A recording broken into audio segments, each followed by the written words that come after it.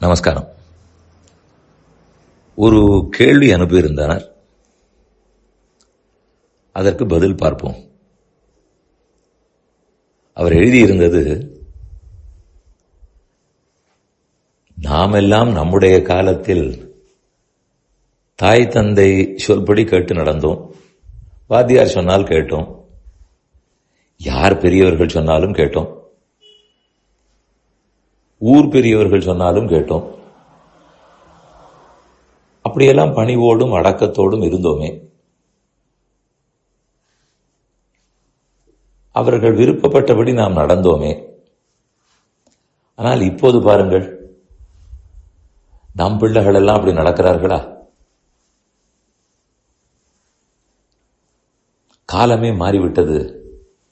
யாருக்கும் அடக்கம் இல்லை.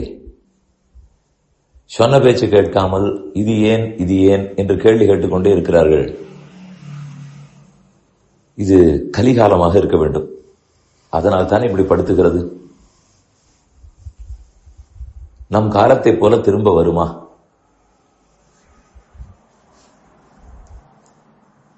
இதுதான் வருத்தம். இதில் ஒரு கோணத்தில் நாம் பார்க்கிறோம். நாம் அன்று எப்படி இருந்தோம், இன்று எப்படி இருக்கிறோம்? நாம் அன்று பெற்றோர்களிடத்தில் நடந்தா போலே இன்னைக்கு நம் மக்கள் நடக்கவில்லையே. இதுதானே குறை. இந்த நாணயத்தை அப்படியே திருப்பி பார்க்கவும். ஒருவேளை நம்மை யார் வளர்த்தார்களோ அவர்களுக்கு வளர்ப்பதில் இருந்த திறமை, அவர்களிடத்தில் இருந்த நல்லெண்ணம், அதனால் அவர்கள் சொல்படி கேட்கும்படிக்கு நாம் வளர்ந்திருக்கலாம். அவர்கள் பண்ணின பாக்கியம், அவர்களுக்கு இருந்த புண்ணியம்.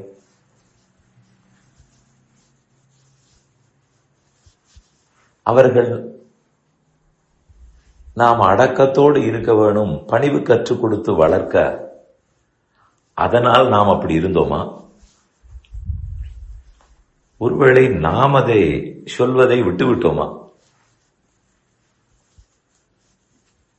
அவர்கள் எப்படி உரிமை எடுத்துக்கொண்டு நம்மை சொல்லி நன்கு வளர்த்தார்களோ அதே போல நாமும் வளர்த்திருக்கிறோமா?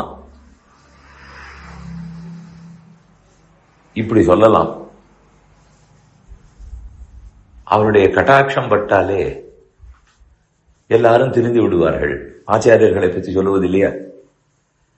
அவர் பார்த்தால் போரும் திருந்துவார். நாமே அவரால் திருத்தப்பட்டிருப்போம். ஆனால் நான் அப்படி அந்த ஆசிரியரிடத்தில் நடந்தா போலே இன்னொருத்தர் எங்கிட்ட நடக்கவில்லையேன்னு சொன்னால், நம்மை திருத்துவதற்கு அளவுக்கு ஆசிரியருக்கு கட்டாட்சத்தின் பலம் இருந்தது, அருள் பலம் இருந்தது. நாம் அதை போல் யாரையும் பார்த்து திருத்துவதற்கு நமக்கு பலம் இல்லை, தவ வலிமை இல்லை. அதனால்தான் நாம் யாருக்கு எதை சொன்னாலும் கேட்க மாட்டேன் என்கிறார்களோ என்னமோ. அதனால் ஒரே கோணத்தில் பார்ப்பதை விட சற்று எதிர்கோணத்திலும் பார்க்க வேண்டும்.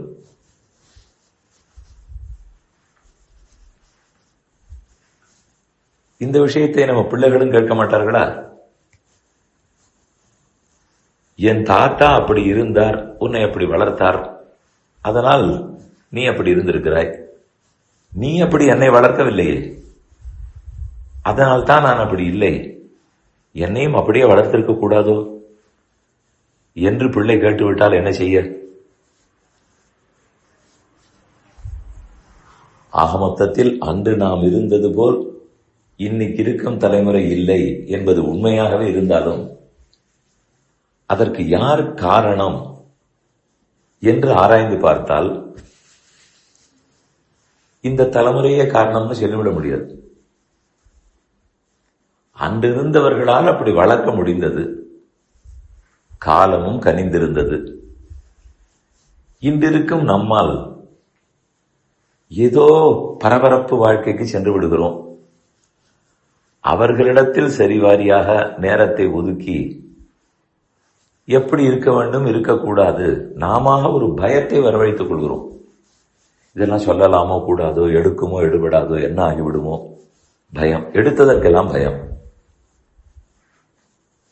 நம் சம்பிரதாயம் மதத்தை பத்தி பேசவும் பயம், மொழியை பத்தி பேசவும் பயம், பிள்ளைகள் வளர்ப்பு பத்தி பேசவே பயம்.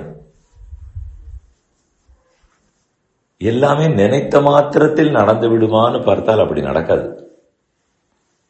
அதற்குரிய கொஞ்சம் குட்டு பட்டால் தானே நடக்கும். அந்த சக்தி எல்லாம் நம்மிடத்தில் இல்லை, இருக்கலாம். அதனால்தான் ஒருவேளை அந்த தலைமுறையை காட்டிலும் இந்த தலைமுறை மாறுபட்டு இருக்கிறதோ என்னவோ.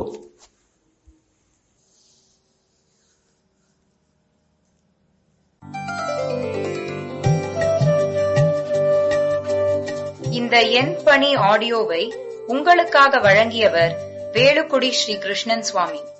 இந்த ஆடியோவை தினமும் உங்கள் மொபைலில் பெற கிஞ்சித் என் பணி KINCHITENPANI என்ற ஆப்பை கூகுள் பிளே ஸ்டோரிலோ அல்லது ஆப்பிள் ஐஸ்டோரிலோ டவுன்லோட் செய்து கொள்ளவும். தினம்தோறும் இது போன்ற உபன்யாசங்களை கேட்டு மகிழவும்.